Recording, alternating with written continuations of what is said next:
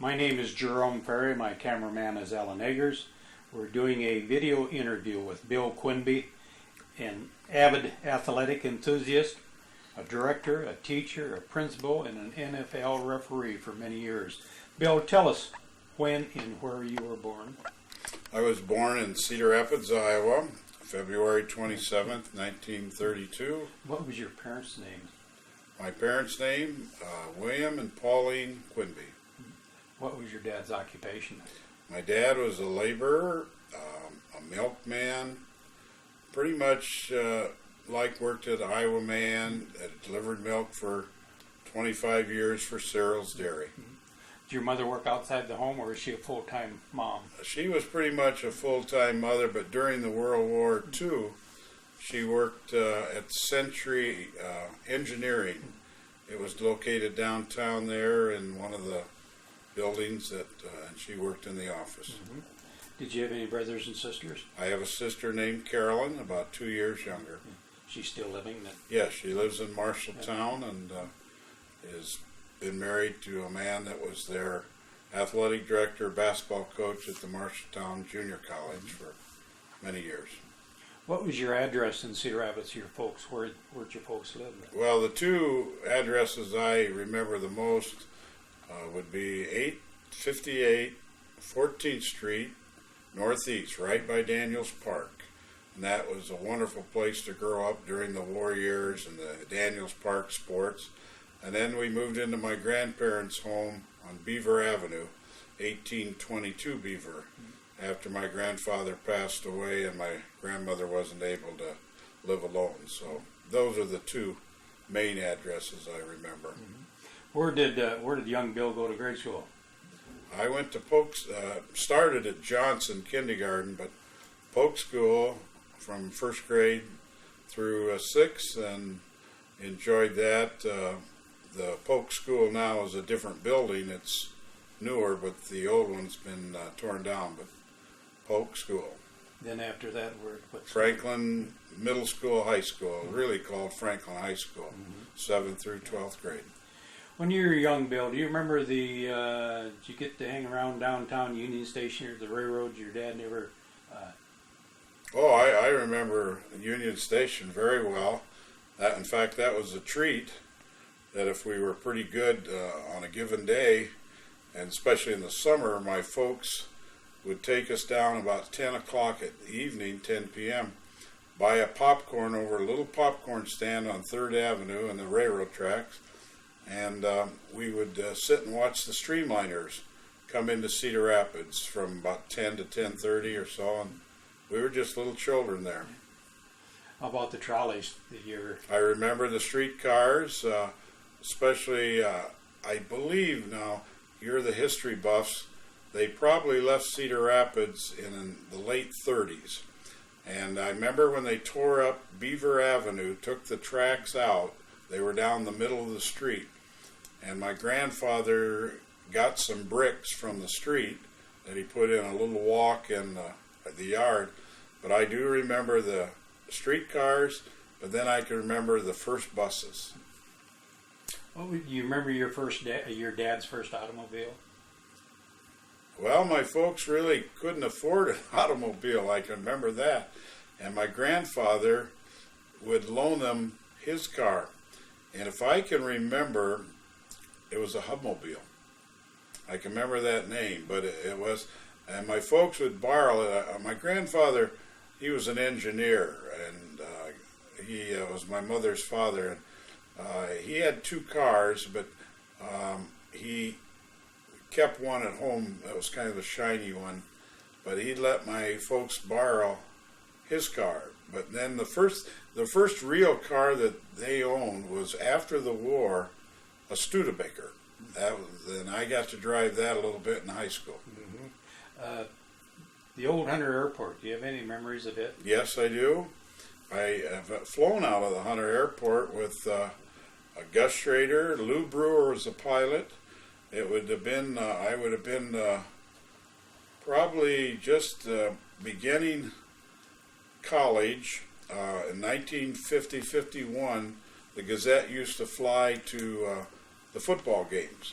And Gus took me on, I think, 2 trips. I know we went to Champaign once, and I believe we went to Purdue, Lafayette, Indiana.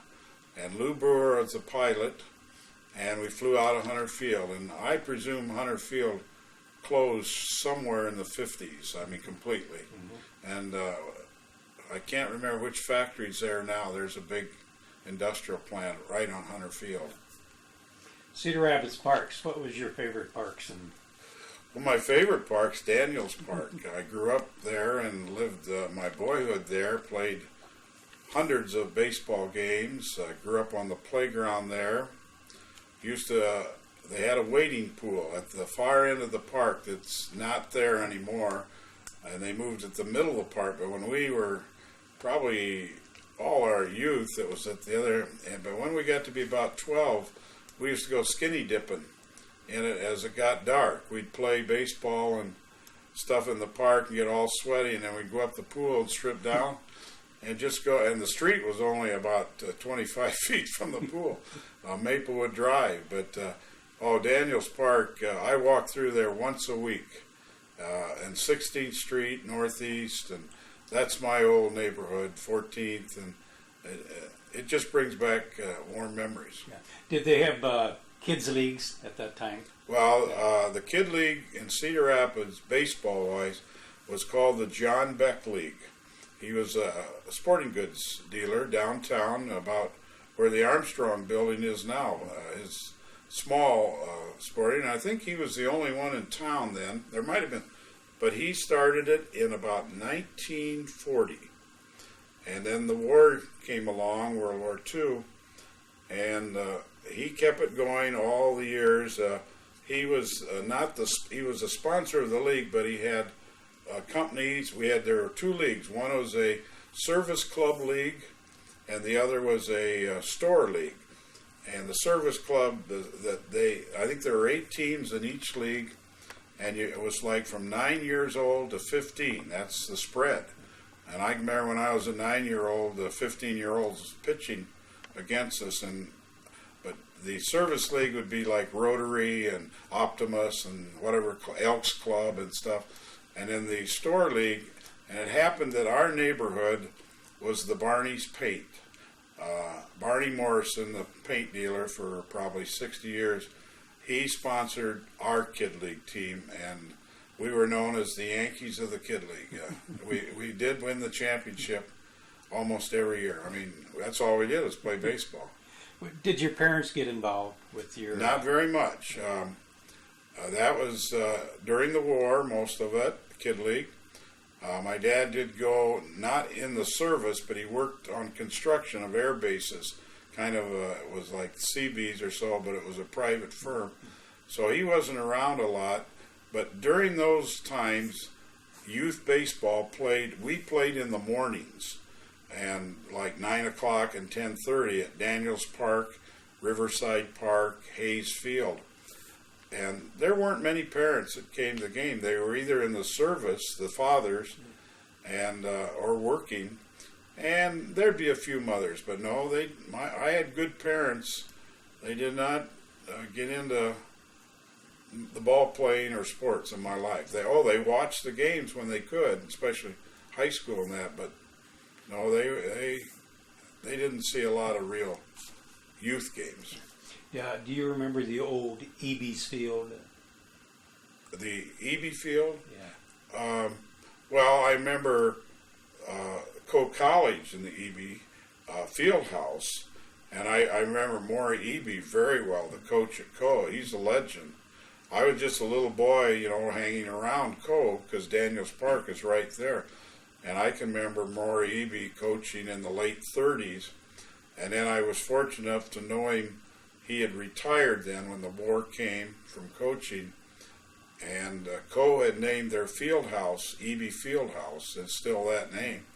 But he opened a Eby sporting goods store with a fellow named Ralph Martin, and they had their store right at 10th Street and 1st Avenue, which the building's still there. That was the first Eby sporting goods. Circuses. Do you remember circuses when you were a kid? Very well. They used to perform a few years down on the Iowa electric light property on Schaefer Road, which now is a whole big building and storage for their utility trucks. But that was a big field, and Ringling Brothers, on the big top, would come into Cedar Rapids for one day, a show at like 2 o'clock and 7. They'd pull in overnight, and we would go down and watch them unload along Schaefer Road and the railroad tracks below Coe College. That's where they'd park all their big flat tops, or flat bed cars. And they'd march the elephants up Schaefer Road, which was a gravel road then, or very small. And we would volunteer to carry water for the animals, like the elephants stuff. And we would do that like, probably 4, 5, 6 hours from morning till noon hour or so. And they'd give us a ticket to get in the circus. And I did that a couple, 3 years. And the elephants, I remember, used to go in the creek, which now is a big cement basin running under Schaefer Road and along the light. They used to take the elephants over there when it was just a water, I believe it's Cold Street Creek, and they would keep them cool over there.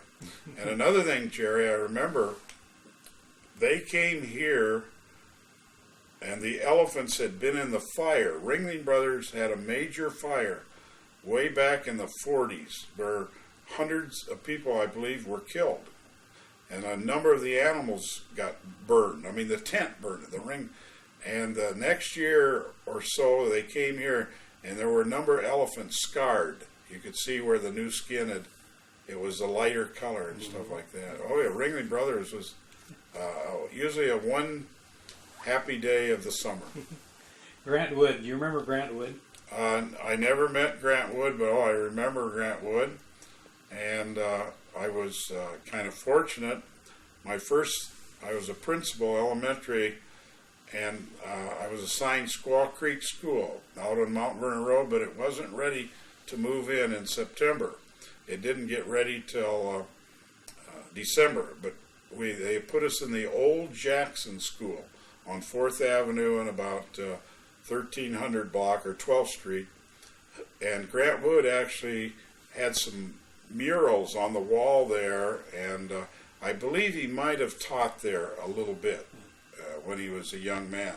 But no, sure, I remember. And the other thing I remember about my father and mother rented Dr. McKeeby's house by Daniels Park, and he's the gentleman in the pitchfork painting that Grant Wood did. And I can remember going to Dr. McKeeby's office. He was a dentist, to pay the monthly rent. And I think our rent was like $20 or $25 a month. And we had a little bungalow by Daniels Park in 14. But so that's the only connection I would. The YMCA, were you active in the YMCA? Well, I belonged when I was a little boy. My folks thought that was good, and I could ride my bike down there from Daniels Park. And I learned to swim there at the Y in the little old pool, and sadly last night they closed that building. The Y did, and moved in, which is great, a brand new facility, I think Monday. But yes, I can remember the Y, and it was a very excellent place for a young boy to get supervision and swimming and recreation and sports. In those days, there wasn't all of the different types of tennis shoes that kids wear nowadays. Were you allowed on the floor with just regular street shoes? Jerry, my folks somehow didn't believe that I should have some tennis shoes or gym shoes. And I know that I belonged to the Y, and I played in my socks. And if we learned how to play basketball or whatever games we played on the old gym, I wore just socks. And I always was so envious of some of the other children that had some gym shoes, but no, tennis shoes or gym shoes in the 40s, they were not the popular thing as they are now. And my mother always said they'd hurt my feet too. But I think it was just they didn't have the money to buy them. They told me to wear my shoes that they bought me for school, and I was very fortunate. ice skating.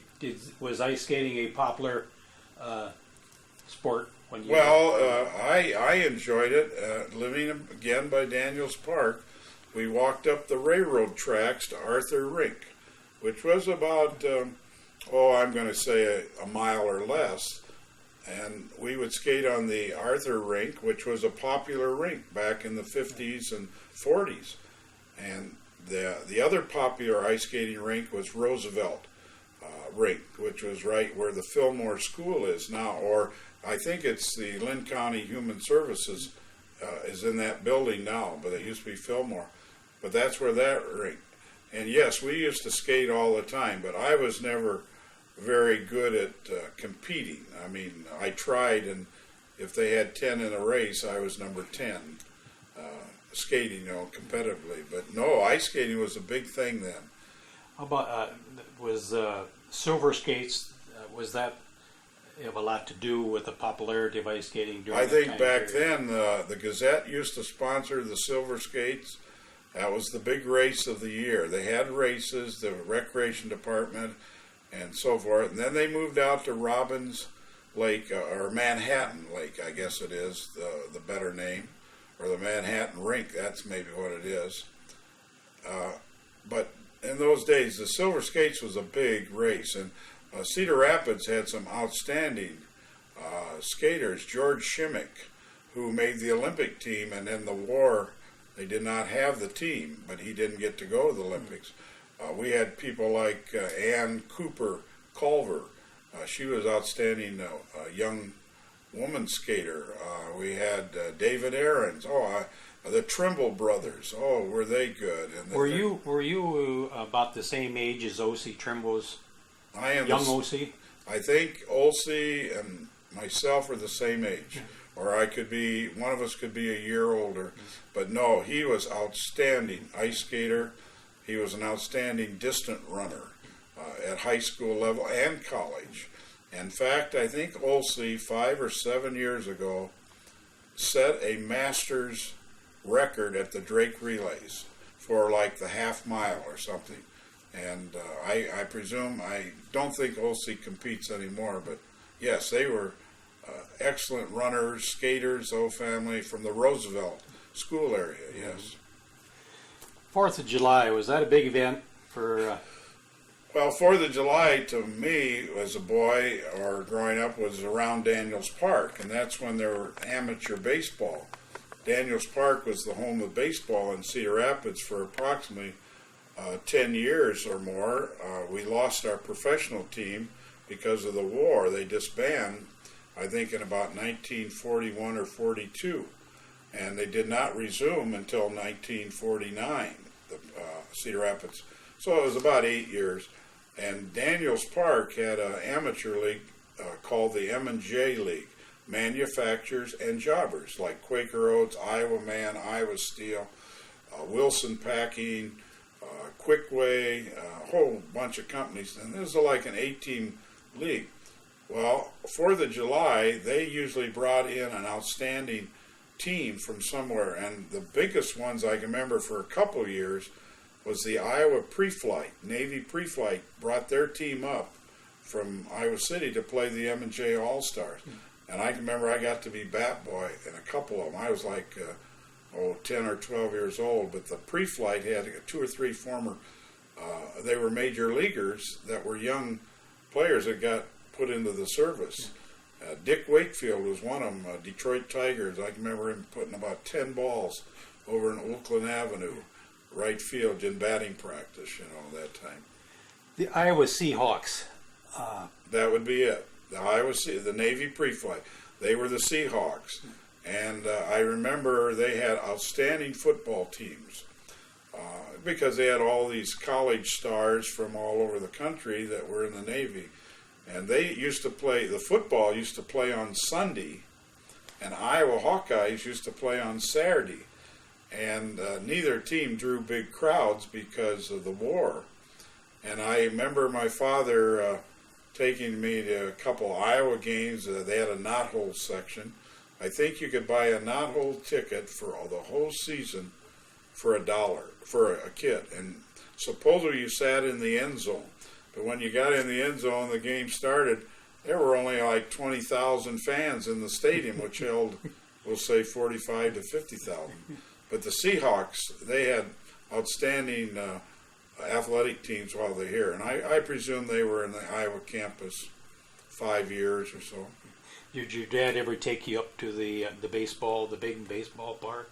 The what? The big baseball park, what was it called then? You mean in Cedar Rapids? Yes. Hill Park? Hill Park. Belden Hill? Belden Hill was a person, I believe, who was involved with a professional team early on, like in the beginning of 1900s. But then they named the park Hill Park.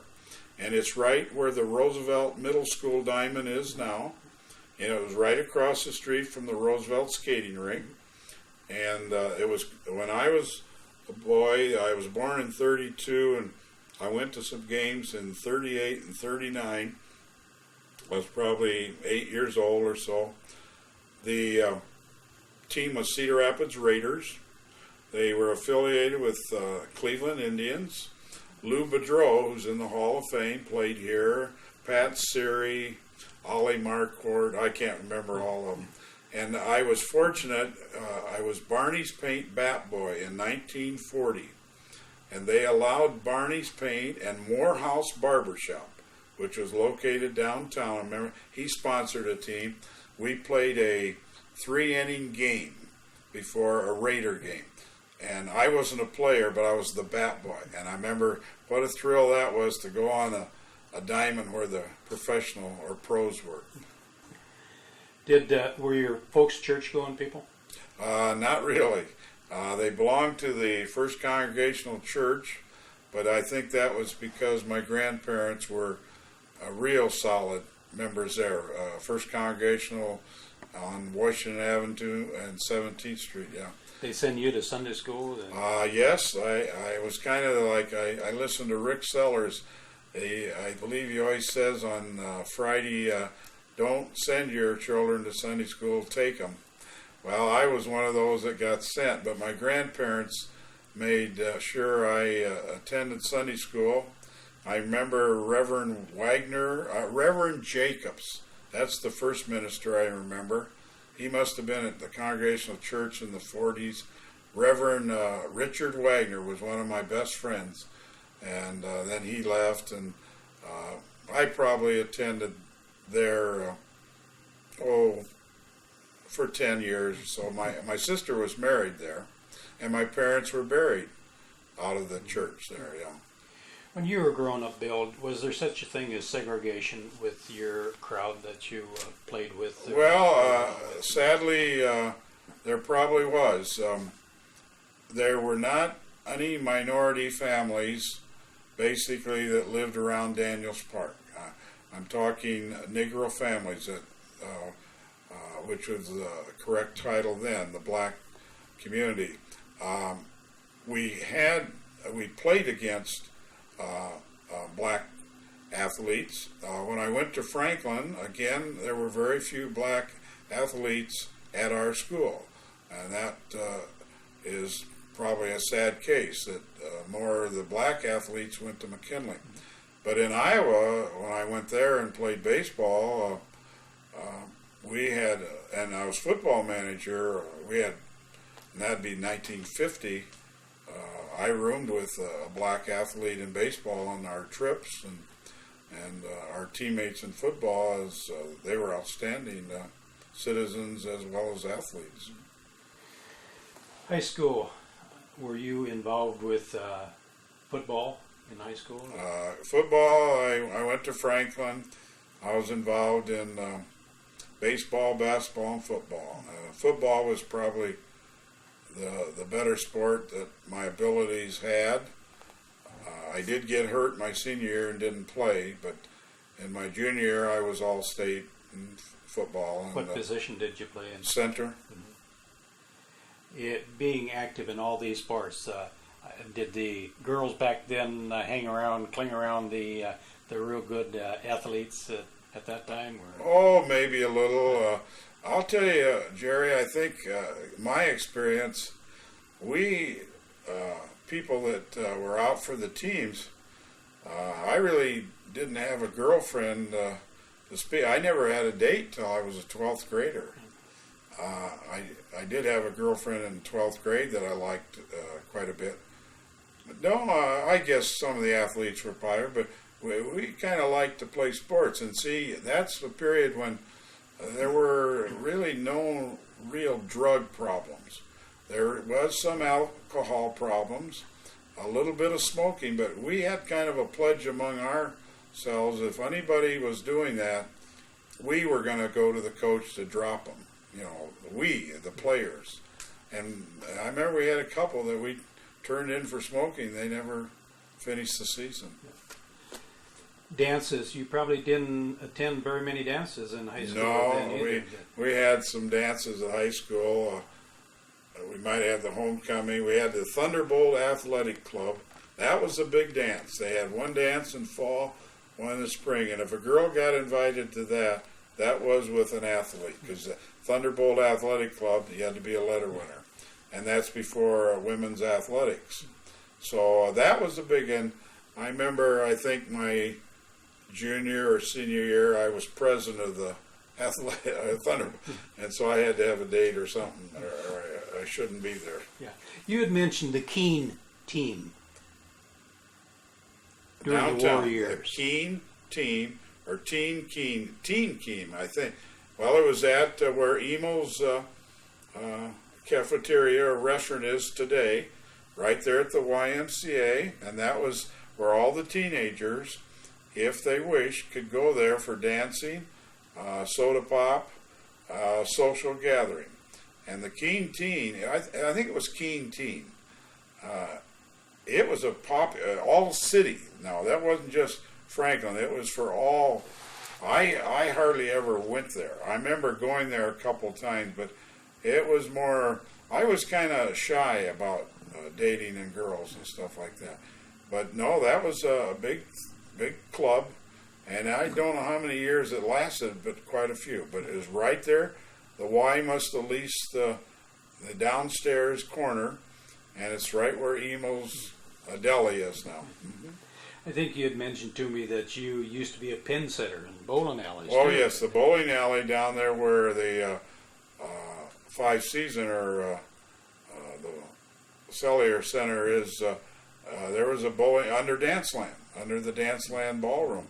Now, Danceland was a big time place, but teenagers didn't go there too much. I'd say the Danceland crowd must have been mostly out of high school, younger people and older people that loved to dance, and it was popular. I personally, I cannot ever remember going to Danceland to a dance myself, but the bowling alley was down below, and we used to set pins there. And that's before they had the automatic machines, and you sat back up on a ledge, and if you didn't have your legs up, those pins could hit you and hurt you. And if I can remember, I think we might have earned 8 or 10 cents a line. And you'd go down at 6 Friday or Saturday night and work till midnight or so. And I don't know if we made how many bucks. But that was big money. Did you ever get involved with the Golden Gloves? Oh, yes. I boxed in the Golden Gloves on a dare in the novice division in 1952. I was in college. And one of the fellows in the house we lived in, he dared me to enter, and he paid me for entering a steak dinner. And a steak dinner then was like $3.50 for a nice steak, just to enter. Well, I did, and I trained up at the Y. I was a college kid, sophomore, and they put me in the novice, and I remember there were 3 heavyweights. I weighed about 195, and I boxed a fellow. The first, one fellow got the bye, and so I was fortunate to win the title. And yes, I boxed it, and then I refereed it the last 2 years of the Golden Gloves that the Gazette and the JC sponsored. And Gus Schrader, Alex Fiddler, a very famous boxing referee in the country. Worked at the Gazette. He was circulation manager for the paper boys, the street corner, and Alex was, the sideline was officiating boxing. And he did pro bouts all over Omaha, Chicago, but he developed some blood clots in his legs, and his doctor said, I don't want you doing that, but you could do one bout each year. And he'd do the opening bout, and then that was it. So Bob Rush, a building contractor, and we did the last 2 years, and then they stopped the Golden Gloves. Do you remember any names from the Golden Glove era that were good? Oh, yeah. Well, I don't remember the real. We had the Meyer boys, Al Meyer and Bobby Meyer, Wayne Meyer. They were pretty good, and they'd go into Chicago. And then, there were many, but no, I don't remember too well. You remember the Elger boys from Lisbon? Yes, they were good. Yes, I remember those. Bruce and Larry, I think. Well, and they were wrestlers too, but Golden Gloves. And the funny thing, Jerry, after I boxed that year, I had to be in the open division the next if I wanted to do it. And Gus Schrader kept saying, I'd like you to enter. And I'll never forget, they had a champion, Ben Marshall. He was a black man, about 6'6", had an arm spread of about 8 feet, and he'd won the Open 2 years, but Gus was going to pair us up. And Gus thought that'd be the greatest fundraiser ever, but I didn't have the courage to get in the ring with him. And he went on that year, and he did pretty well in Chicago the year they wanted me to box. He would have put me on the canvas right away. Did your sister share your interest in sports? Was she into sports? Well, she wasn't. We didn't have women's athletics then, but she was our cheerleader at Franklin. She was a sophomore, my probably senior year, and she was our varsity cheerleader. Yes, and so she was at all the games, and that's when cheerleaders did football, basketball. So she was at pretty much most games, but we hardly ever talked sports then. You had mentioned earlier on in the interview that your folks had moved to 1822 Beaver Avenue.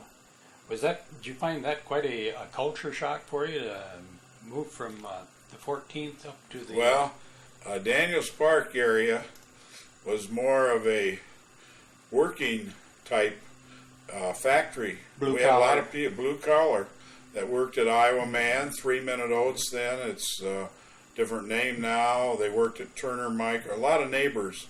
And so, yes, on Beaver Avenue then, there were a lot of lawyers and doctors that lived in the 1800 block and so forth. It has changed now a great deal over 50 years. But no, I didn't find it culture shock. I used to walk to school. I was in high school then, and we used to be able to go from Beaver Avenue, 1800 block, to Franklin and back over the noon hour. We used to get about an hour for lunch, or maybe 50 minutes, and we could go home and eat a quick lunch, listen to Rhythm Rambles on WSUI. That was really the disc jockey. It was probably the best music show from 12 to 12:30, and we kids, and they played the popular music, and we'd run home for lunch and get back. What year did you graduate from high school, Bill? January of 1950. Did you have any idea when you were in high school maybe what you want to do with your life later on? Well, I thought I wanted to play sports in college at Iowa, and I thought I might want to be a coach or teacher, but I didn't know for sure. I got hurt in my senior year in football, and I never played football again. But I tried at Iowa, got hurt again. But I was fortunate that the Iowa athletic department, I didn't have a scholarship or anything like that, but they decided to make me manager of the team, which was probably the best thing that ever happened to me, because Coach Forrest Evashevsky came along my sophomore year and junior and senior year, and he did so many good things for me and my career in officiating and that. So then it's when I started to think that maybe I kind of thought I wanted to be a hospital administrator, I remember. Wasn't smart enough. At one time I wanted to go to Co, because all my friends went to Co, and from the 50 to 54, and they were outstanding athletes, Al Primsky and many of them. Well, Co, I wasn't able to really cut the mustard grade-wise or money-wise. Did you get a job after high school? Right out of high school. You'd mentioned Iowa Man. Yeah, I worked there in January till I went to college, and I played baseball for Iowa Man in the M&J League. What did you get paid for an hour when you first started? I think it was 98 cents or $1. And then I remember, I think by the end of the summer I earned $1.08 or something. I was a utility person, and that was moving materials from one area to the next. Like this guy drilled a hole in it. They made Caterpillar blades and stuff. And Iowa Man was a wonderful place, Howard Hall, and he liked baseball. He had a good baseball team, and they hired a lot of players that had baseball ability. You had been playing all through your life now. You had been playing ball. Baseball. Yeah, like high school, and I played for Iowa Man 1 year in the M&J League. And did the companies actually look around for these young really. Guys that? I don't think they turned their back on a person that applied for a job if they could play baseball. But no, they didn't recruit. They might have a little bit, but Howard Hall, I can remember Mr. Hall leaning on a wire fence on third base line with a team playing at 5:30, take his coat off, undo his tie, and the fellow workers, welders, and they'd been over having a beer at the little tavern at 3:30 before the game or two, and he came from the office at 5, and he mingled with his, he was a well-liked owner of a company. What was the name of that little tavern? Mom's. It's still there. It's called, oh boy, I just drove by it this morning.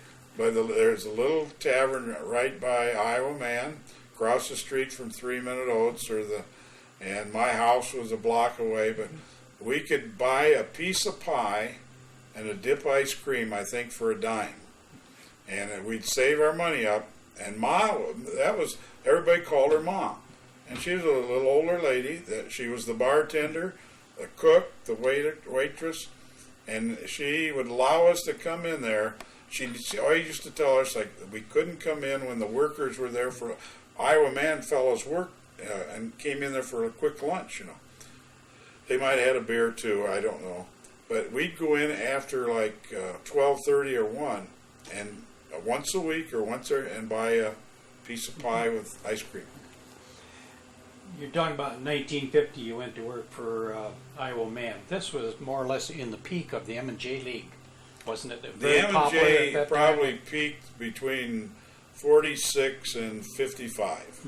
10 years there. And see, the pro team came back in 49, so the fans started to go back out to the old Veterans Stadium that we just replaced.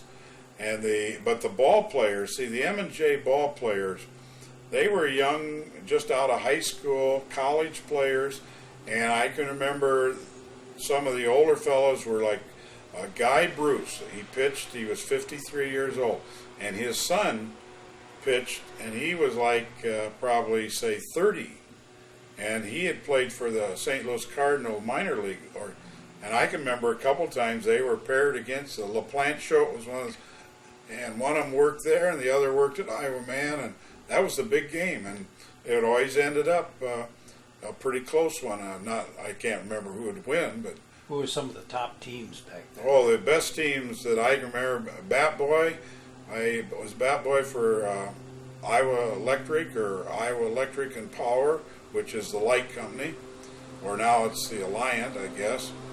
Iowa Man was always good. The Wilson Packers were good.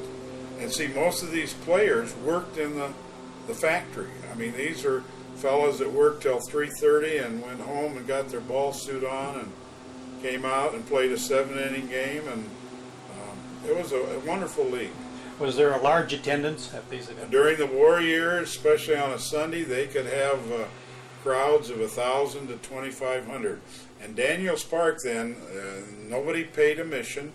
They passed the hat, they call her cigar box. You threw in your dime or quarter. If it was a doubleheader, they did it once each game. And they set up extra bleachers all the way from Oakland Avenue all the way around up to H Avenue all the way down the left field. And they could draw good crowds, because that was really the only athletics other than high school during the war years and especially in the summer, the fan could go watch baseball. Did they have concession stands? Yes, Alex Fiddler, the Gazette guy, the boxing referee, he was in the concession business also. In fact, he did Old Hill Park when the Raiders were there, and this would be a part-time business, but he had his wife, her name was Sadie. Boy, I'm remembering things like ever right now. But Alex ran the Daniels Park concession a number of the years, and he had hired, and Alex could never remember your name, and everybody was Pally. How you doing, Pally?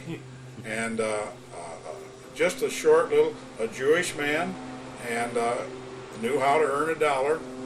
And Alex was a friend of everybody. How you doing, Pally? And he was famous, and he was also the trainer at Cole College and the Old Washington High School. If you got anybody that played at Old Washington High School, Alex Fiddler, I don't think he knew a bit about what the trainers do nowadays, but he knew how to wrap your leg, or maybe you better not play, or he probably put you in when you shouldn't have. Do you remember any great players that come out of the M&J League? Did they go on to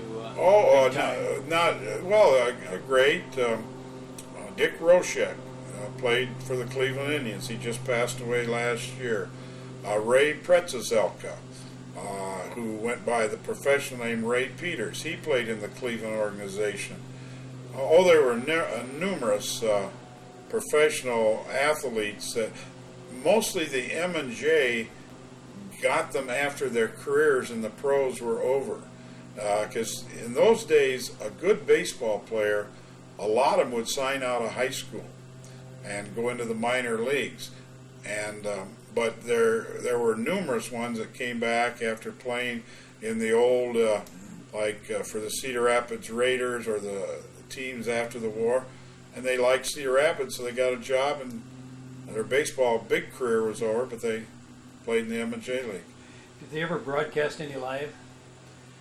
I don't think they did.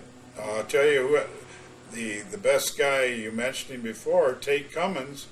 He was the sports editor of the Gazette, and he and Dottie were dating.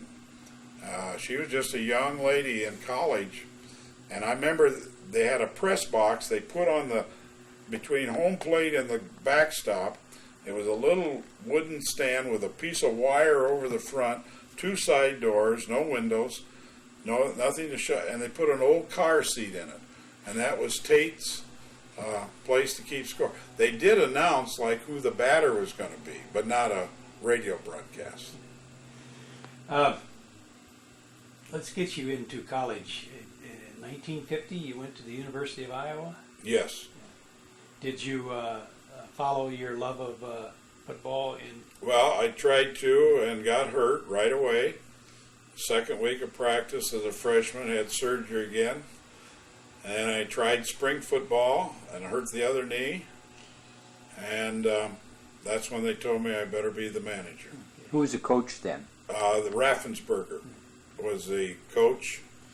And Paul Breckler was the AD, and that was the blessing in my looking back. I'd have loved to have been an Iowa football player, but I was mad. But I did play 2 years of baseball at Iowa. When you were a student manager, who did you report to? I reported to the equipment man, Red Welsher, bless his soul. He's been gone, but Evie was the boss.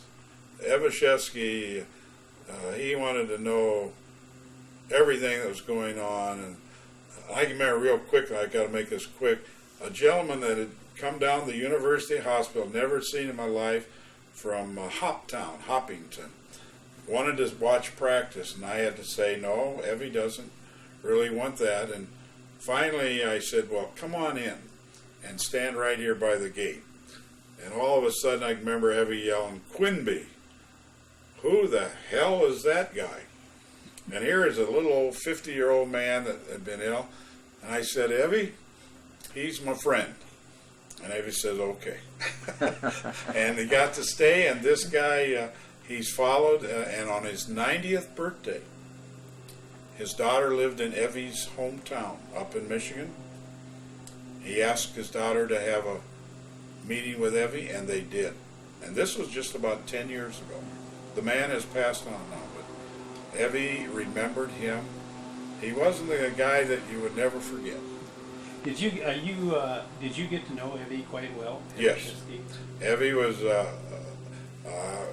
Evie used to do a TV show with Tate on Monday night, Iowa football. It was one of the first, probably. It was like, it had to be in 53 or 54, 19. And Evie, I used to drive him up here on Monday night. We'd leave Iowa City about 8:30, 9 o'clock, and Evie'd kind of doze, and Tate had him on at 10:30. That's when they did the Iowa football show, 10:30 to, I think it was just a 30-minute show, and I would go home and either take my laundry or get some laundry while they were on the TV, and then we'd go over to Tate's house on Hollywood up there by Oakland Road, Tate, for a bowl of chili. I'd meet him there at about 11:15 at night now, and then we'd get back to Iowa City about midnight. Oh yeah, and then when we did the trips, Frosty, Evie's boy, who later played for Michigan, and now is a successful lawyer, he was like 10 years old. Well, Evie used to say, Quinby, you're going to be Frosty's chaperone. And Frosty'd go on about 2 trips a year, so he'd stay in my hotel room, you know, and I'd have to make sure he was looked after. You had related to a story in Minnesota. Was that the one you had just told about this gentleman on the field that Evie was wondering who it was? No, you were telling me the Minnesota one was a guy was going to punch Evie. It was right during the game, and Minnesota had a good team. Paul Giel was their All-American. And this is like in the second quarter, and I see Evie with his fist drawn back. And here's a guy right chest to chest with him on the sideline. And what had happened, they had sold tickets to the fans on the same level as the Iowa team bench, so the people couldn't see. Well, this guy had a few too many drinks, and he was going to take things in order. And so he went to Evie to tell the players to sit down, and they got in an argument, and I stepped in between them and biffed the guy in the tummy a couple times. And remember, I'd been in the Golden Gloves, I think, the year before. And this guy doubled over a little bit, and the police were going to arrest me.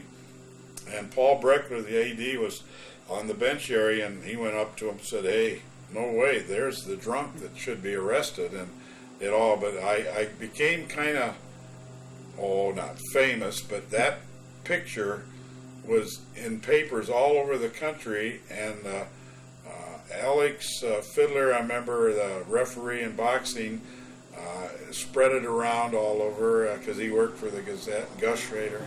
But no, we got Evashevsky. I mean, I could pick Evie, phone up right now and talk to Evie for 30 minutes, and we'd renew friendship. Yeah. Did he have bodyguards, the highway patrol, like No. they do nowadays? No, that wasn't even heard of then. No, Evie. I don't think Evie needed a bodyguard. He didn't need one as long as he had Bill Quinby. Well, no. You remember, Evie was a star athlete at Michigan, a blocking back that made Tom Harmon All-American in about 38, 39, when Niall Kennick was Iowa's hero. Tom Harmon was Michigan, but Evie was a blocking quarterback. Had you met your wife yet? No.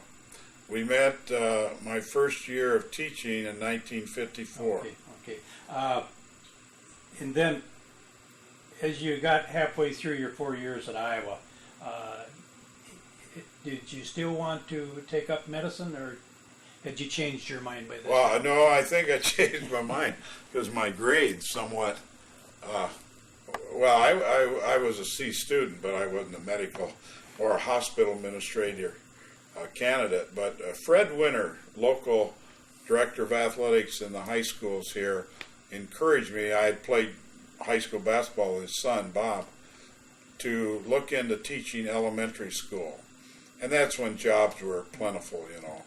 And I can remember in my senior year, Mr. Winter sent me a contract like in January for the next fall to teach elementary school. So I kind of wanted to be a coach, but then I really never got into head coaching and stuff, but I became a teacher.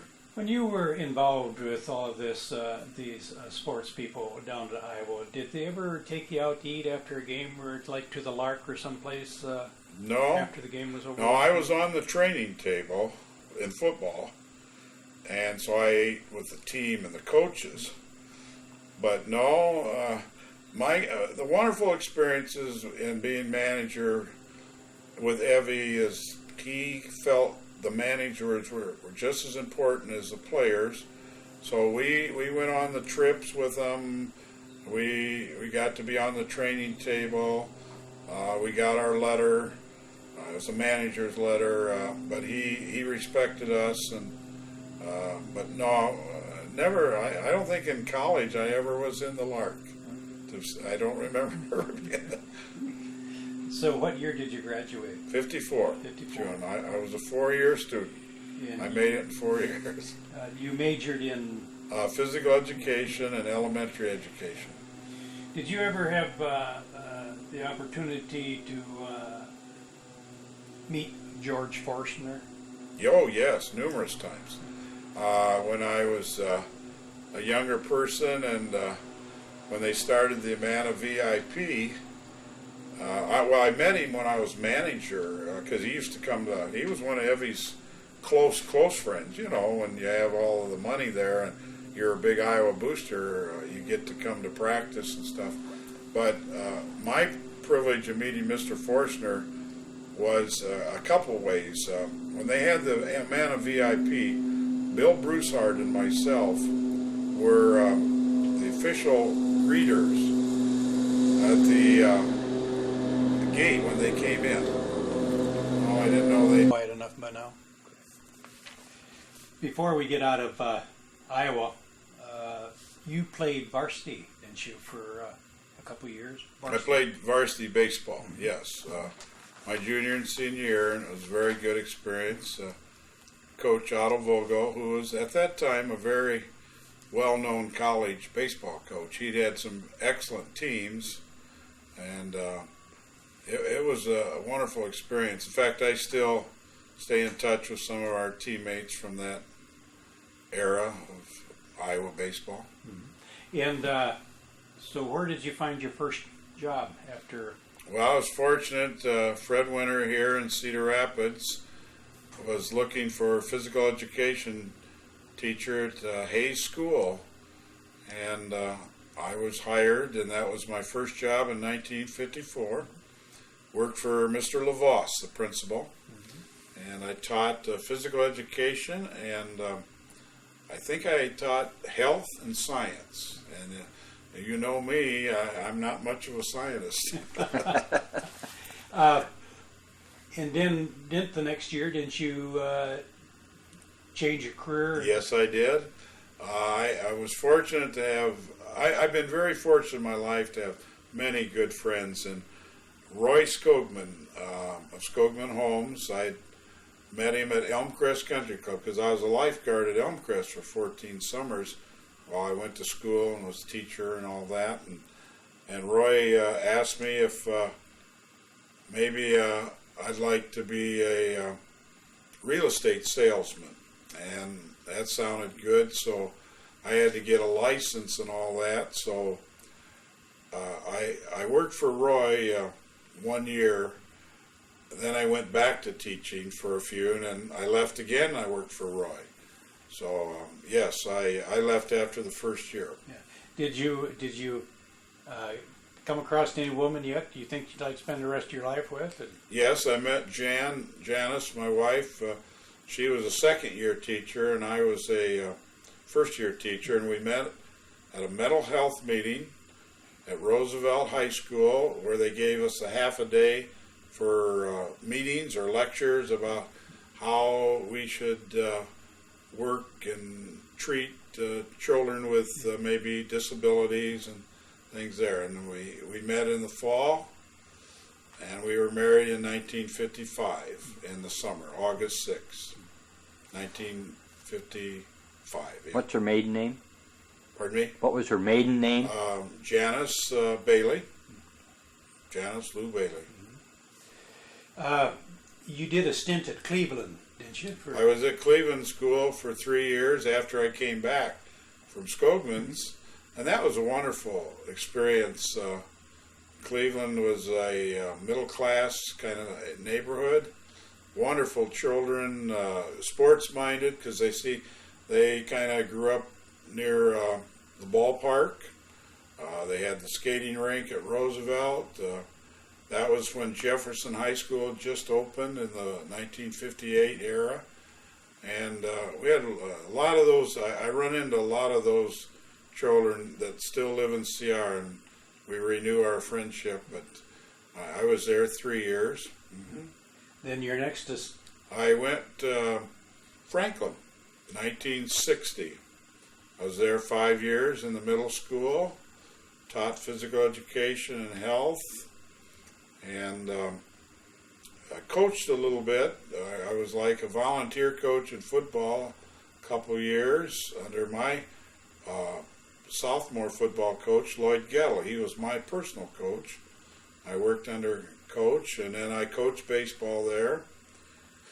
And then Roy Skogman called me again and said, would I want to be customer relation director? So I worked for Roy a few more years, and the school district came back and suggested maybe would I like to come back to teaching. Newell Lash, Dr. Lash, and he's one of my best friends, kind of encouraged me to come back, and so I did, and became a principal in I think it was 70, and I worked, what year was I was at Squaw Creek? Was it 60 to 70? Can't remember. Squaw Creek opened in, 1970. I went there and was principal of a brand new school, elementary. At this time, Bill, was drugs and alcohol, was that a problem with the teenagers, the students? Not so much maybe in the 60s or 70s. Alcohol might have been. I don't recall drugs. But see, in 1975, then I moved from Squaw Creek to Washington High School as athletic director and associate principal. And we did have some drug problems then. And sadly, I had to deal with some athletes and students that were friends of mine through their parents that I went to school with. So it wasn't always that comfortable, to call up your best friend or say, I need to talk to you, your son's got a problem, or your daughter. Didn't you lose a son about this? Yes, Billy was killed, our firstborn, in about 1976.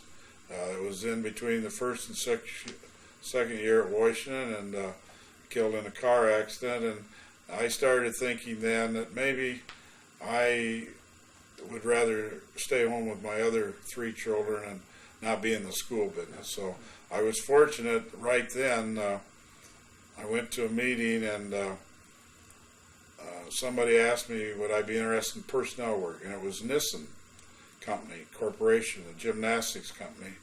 They had just changed personnel directors or let one go, and I interviewed and got the job and stayed there for about 4 years, and then Bill Munsell with CMF&Z asked me to come out and talk about, he had never had a personnel human relations department, and they were growing big time, and I was hired there and stayed there for about 10 years, got all the benefits put in place, and went to College and director of career counseling, and ended up athletic director for a couple of years, and then retired in 1991.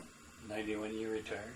What, out of all these positions and you held, thinking back now, what was probably the one you enjoyed the most? I probably enjoyed the CMF&Z one most because Mr. Munsell, I enjoyed them all, and I've been known that I was a guy that changed jobs quite a bit, but I always said, well, I never went backwards. I always went up one level, which I don't know if I did or not. And but Bill Munsell was probably one of the finest professionals to work for. He was president, CEO, and when he hired me, he told me that he wanted to add on to the building, and I'd had some experience with Skogman's in building, and not big time, and so I was put in charge of 2 different additions, dealt with very professional people. They worked hard and they played hard, and that was fun. And Bill was the kind of man that wanted to be number 1, and we never did anything number 2. I mean, if we wanted to spend $1, he said spend $2 if it means getting a little ahead. But no, all my experiences in athletic director, principal, being a principal was a wonderful job, and especially working with special education children and people with disabilities. That's been one of my favorites. Did you ever get involved with the Special Olympics? Yeah, very much. I was on the charter board that started the Special Olympics in Cedar Rapids in about 1969, 70, and I actually got involved as a volunteer at the track meets and that almost every year. I haven't done it for the last few years, but no. Special Olympics was a wonderful event every spring, and they've expanded so much now with basketball and golf and skiing and swimming, and so it's wonderful to have a friend that's a special friend, because if they're your friend, they'll be a friend for life. Now, as far as officiating goes, you've been officiating since when? Way back in the 50s? Well, Evashevsky started me doing what they called scrimmages at Iowa, or little drills. He didn't want his coaches to be blowing a whistle. They were supposed to be teaching or coaching. And he'd yell at Quinby, you take the whistle. And I didn't know much about it, and I knew that what holding was, or maybe pass interference, but I knew enough to blow the whistle when they got tackled, and nobody got hurt, I guess. But Evie always told me, they said, now, I suggest you, when you graduate, start officiating. And so that's what I did in 1954 in my first teaching. That was part-time job outside of your other...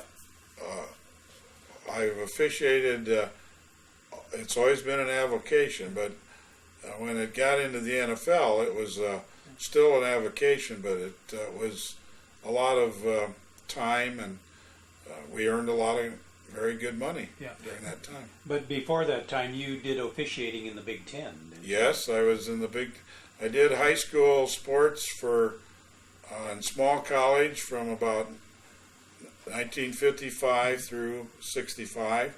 Went in the Big Ten in 65 and spent 13 years, and had a wonderful experience. I was still a teacher, or worked for Skogman's at the time, and I was fortunate during that period to work the Orange Bowl, the Rose Bowl, I think the Grantland Rice Small College Bowl, I think we worked 4 Ohio State Michigan games, and 3 of them were for the championship. And then I was fortunate to go into the NFL in '78. When you were officiating these, or games for the Big Ten. What did you have to figure on working every weekend in the fall of the year when they? Yes, you'd work. Could you pick and choose? No, I couldn't pick and choose. You were an independent contractor, and you hired out to the Big Ten Conference, and you wanted a full schedule. That meant you were doing okay. And so it would always, in those days, a full schedule was 9 or 10 games. Now they're playing 12 or so. Yeah. And you'd hope to get a postseason game or something like that. And would they pay all your traveling expenses? They, when I started in the Big Ten, I think the game fee was $150 a game, plus all expenses, airfare, hotel, meals, and that. I can remember, this is the truth, going to history, I started in the Big Ten in '65. I think the airfare to Chicago, round trip, without tax, because we got to fly without tax because it was paid for by the universities, school exemption. I think the round trip was $38, and that was coach, and that today is unheard of. Was there a lot of perks? There's always a lot of perks in officiating. Fans think officials, some think terrible things about them. Other people love to meet them. And so we in my career, I've met so many people. I mean, famous. We met the 3 men that were on the moon. Michigan, Michigan University, the astronauts go there for a certain period of their training. They must have a very fine school of something of space. And I remember at before a game of the Michigan game in college fishing, here were the 3 astronauts being introduced, and they wanted to meet us, the officials. And we thought, what the devil? We want to meet you. And they said, we've never met. And most people that watch sports never know or have met an umpire or an official. And they kind of like to do that. And so, you get to meet people, and we've met so many. We worked the Rose Bowl, and my wife sat next to Lawrence Welk. He was the Grand Marshal that year, and so, that type of thing. Did your wife accompany you on to most of these games? No. Yeah. In my career, Jan probably has only gone to, we'll say, no more than 10 games. She's been to the bowl games. She's been to the Super Bowl. She went to Tokyo twice. Been down to a couple Iowa games that I worked. Maybe another Big Ten game. It's more of when you officiate, it's kind of a business. You go and you come and you move along pretty fast. Yeah. What year did you get involved with the NFL then? NFL 1978. Yeah. And I was fortunate to stay on the field 17 years. And then I worked for them 6 more as what they call an observer scout supervisor. And my assignment those 6 years were all the home games at Green Bay. And that's when Brett Favre and they were in the Super Bowl twice, I think. They were pretty much an outstanding team. Did they pay you per game, or did you have a contract for the whole? No, the NFL, you're paid per game, and the fees are regulated to what your experience is, years. And when I started in the NFL, I think my beginning pay was something around $500 a game. And when I retired off the field, my pay was close to $4,000 a game. So it jumped. My first officiating experience ever in 1954 was a junior high game. And Al Premsky and I were both young, out of college, and they hired 2 officials per game, 9th grade. We convinced the athletic directors locally to hire the 2 of us, and we split the fee. The fee then was $7.50 for one person, and they hired 2. So they got 3 people, and we each got paid $3.75. And I wish I would have had the copy of the check of that game and my last game in the NFL. Now, the most I ever earned in the NFL, I worked the Super Bowl, and I think my fee was $10,000. No, wait. It was like $12,000 a fee, because my last year, I didn't work the Super Bowl my last year, but my last year officiating the playoffs were $10,000 a game. So When we were fortunate. yeah. Who was your immediate supervisor? Who would you report to? In the NFL, well, we had the commissioner, and that was Roselle and Tagaboon in my career. And then my two favorite supervisors, well, they were only two, was Mr. Art McNally and Mr. Jerry Seaman. And they were former officials, and they were wonderful to work for. They were tough, though. Did you get a lot of respect from the players? Yes. Mm-hmm. If you didn't, there is a way to, the public doesn't know, there's an unwritten rule. If a player gets disgruntled with you or a coach or a doctor of the team, and they say something that's very Derogatory. very low key, you turn right around and say, I didn't hear what you said. Would you repeat it? And they know right away they've said something a little, and if they say any more, they're going to get the flag and probably get a fine of $10,000 or something. The NFL is pretty strict with that.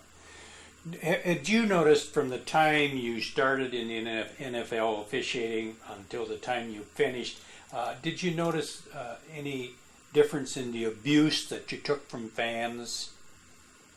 No, I really didn't. I've been in stadiums when the fans certainly didn't approve of our officiating, myself or the crew. I've heard the boos, I've heard the cheers. I've never been in a game, or never was in a game, where the fans were disruptive. There has been a couple lately where the fans threw beer bottles or pop containers or stuff. But we were always pretty well protected on and off the field by security, police officers and the NFL security. So, but no, I never was in a bad situation. Did they screen the officials for drugs and alcohol? Oh yes, very much. Have you pee in the bottle? And probably the last 5 years of my career, I had to take a drug test 2 to 3 times a season. And you always knew there was going to be a drug test at the clinic in July. But in the season, it was unannounced. And the only way you knew is the drug testing company they hired, and you might be in Chicago or San Francisco, they'd call a referee at 8 o'clock at night and say, we'll be at your rooms at 6 a.m. in the morning. And that means, and that's game day. And that's not a good time to get up, but you knew you had to be up and urinate in the bottle, and they watched you. You signed the affidavits, and we never had anybody. We had a couple officials that had alcohol problems that were tripped up by those drug tests. what year did you finally retire then from the NFL? My last year on the field was 1994, and I just retired a year ago from working for them. Yeah. Did any players happen to knock you down or anything during play of action, by accident? I've been knocked down a lot of times. I didn't get hurt badly most of the time. I got jarred, but I really got hurt in '94. I was working a Green Bay exhibition game, and I had to go in out of my position for another injured official. I was a side judge on the side, but I went in as umpire, and this player knocked me down. He's going to make the tackle. I had 5 ribs fractured and a lung punctured, and spent about 3 days in the hospital and up in Milwaukee, and that was kind of the ending of the career. You stayed involved with most of the sports in the community all your life, and you still do, don't you? Well, I believe in all the good things the community has. The Cedar Rapids in Linn County has an excellent history of youth sports. Skating, bowling, the major type sports. What I'm thinking that over my career, I personally owed the community some responsibility of volunteering. And so I've been around youth sports. It doesn't matter what it is. I maybe not know much about it, but if they need a timer or a scorekeeper or somebody to a cross-country meet to go out on the course, could be high school age there. But yeah, I've stayed close. And then, but I'm now 70 years old and I'm fading a little bit. Yeah. But and you were quite active in the new stadium, helping to bring it about. Well, I was active. In fact, speaking the day you're taping this is August 15th. 2 years ago today, our community voted yes for the new stadium. And I was co-chair of Get Out the Vote with Sarah Else, a wonderful young lady. And then the darn ball club asked us to raise $1.5 million for their part in the, and so we've been fundraisers. But I had very little to do. I was just a gopher, you know. Growing up, Bill, did you ever have a role model? Was there somebody that really stood out in your mind that was an inspiration for you? That Oh, yes, there were. I mean, being a little boy, you looked up to people. My coaches, I was always very respectful to my coaches, which nowadays sometimes young people aren't, like Coach Russ, Coach Klumpar. What they said was God's word almost. Coach Evashevsky, my gosh, if I hadn't met Evie, he was a role model. Baseball players, people that, you know, my idol when I was a little boy would have been like Stan Musial, Joe DiMaggio, but I mean, I just read about them. But as the years passed, I always looked up to the guy that when he performed both well on or off the field. You know, he's a pretty good citizen. And Cedar Rapids has had a number of those, but I never have had just one role model. Or one of my favorite people, though, that helped me a lot for history is Barney Morrison. Barney's still alive. He's about 88, I think. Goes to the Colonel games every game he can. And if he hadn't sponsored our Kid League teams, by that he bought us our T-shirt. We didn't have uniforms, you know, and I was the captain of the team. We didn't have adult manager. But Barney always told us to be good little boys, and sadly, Ethel and his Barney never had children. Not sadly, but we are their adopted, and there's hundreds of Barney paintball. We've had some reunions with Barney. So you were a very avid tennis player, especially in your later years. No, I was a tennis player that wasn't very good, but I got to know Russ Knapp. And God bless Russ. Now there'd be a role model I'd look at. Roy Skogman. There's two. Russ Knapp and Roy Skogman are two men that I respect a great deal. They've made their way in their business world, and Roy sadly is gone now. But Russ is going to be 96 next month. Russ asked me to start playing tennis in 1989 when Cole built Clark Center. I was athletic director. And it's been a wonderful experience. Russ and I played tennis every week, Thursdays, for almost 10 or 12 years. And we just stopped playing last December. And we did have one match this spring, 2002. But Russ wanted to play tennis, and I wanted to play tennis with Russ. And we did spend more time maybe just sitting and talking about his philosophy of life when we'd rest. And Russ, you know, has been very successful in the business world, and and what a competitor. He loved to, he didn't like to lose a tennis match, and so we made sure Russ won a couple. Bill, would you introduce your wife? Yes, I'd like you to meet Janice. Janice' maiden name was Janice Bailey, and we were married in August 6, 1955. Good for you. Where's your hometown, Janice? Well, I grew up in Belmont, but part of the time was spent in Belmont, McLarion. I mean, my mother moved there where she worked as a county welfare director. Was you working here when you met Bill? Yes, I came here to teach and was teaching Okay. school here. He was a teacher also. I think we met at a mental health meeting, or that's where he saw me, was at a mental health meeting, so that might say something about our marriage. And so how many children did you end up having? We had 4 children. And Girls, boys, names? They went boy, girl, boy, girl.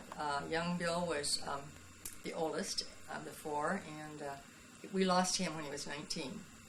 And that was in 76. And then we had Kathy 2 years after Bill, or about 2 years, and then David. And then there was quite a spell there when we had Karen. And we've been blessed. And the only one that's still around here is Karen. She lives in Marion she's married to Mike Delaney. And Bill is on the list. These are the graduation pictures from high school. And then comes Kathy and David and Karen. And they were pretty good buddies. The first 3 were very close at 3 and 4 years. And so they were very close, but they adored their little sister. Bill was the one that was killed in an Right. auto accident.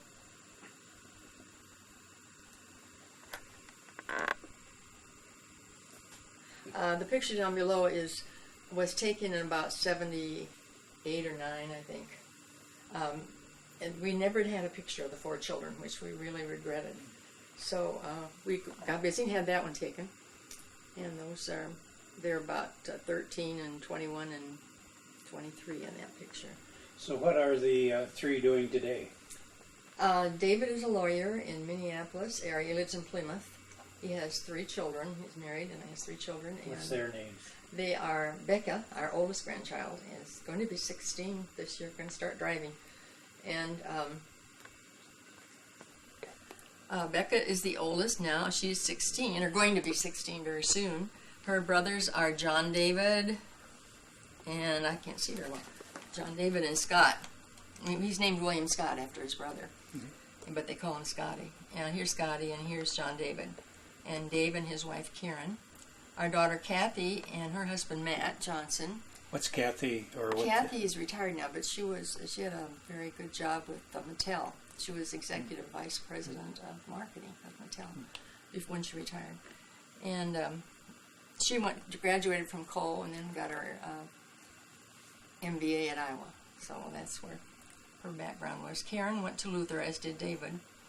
And this is Mike Delaney, her husband, and her 3 little girls, Morgan and Emma. And this little baby was just about a month old, and that's Claire, who's a handful today. Very nice picture. Thank you. Your husband was on the road quite a bit in later years, wasn't he? Did you ever get the opportunity to accompany him on any of the fun trips? Or A few, we had some nice trips. I didn't often go with him when he officiated because there was, for one thing, I needed to be home with the children. Yeah. And you think when they get older, but when they get older, they almost need to be home more than when they're young. did you have the great love of sports that he did? Or Oh, I'm not. I wouldn't say that I loved it. I enjoy it very much. So yeah, but I'm not very knowledgeable. You know. I hope I'm getting better. But I did get some nice trips. We went to Japan twice, and we've been to California and Chicago, and some really nice ones. And we took a few family trips that way too. Did you ever have the opportunity to have a family reunion where they were all home at the same time? You mean recently? Well, our 45th anniversary, they were all home. We had a very nice time. Sometimes now it's almost nicer when they come separately because there's so many. Yes, many of them, yeah. Yeah, and we go up there occasionally too and see the 2 families. So, but it's Bill, unless you have any other memories you want to share with us, the Cedar Rapids History Center, the Linn County Historical Society would like to thank you both very much for sharing your memories with us. Thank you, Jerry. Thank you.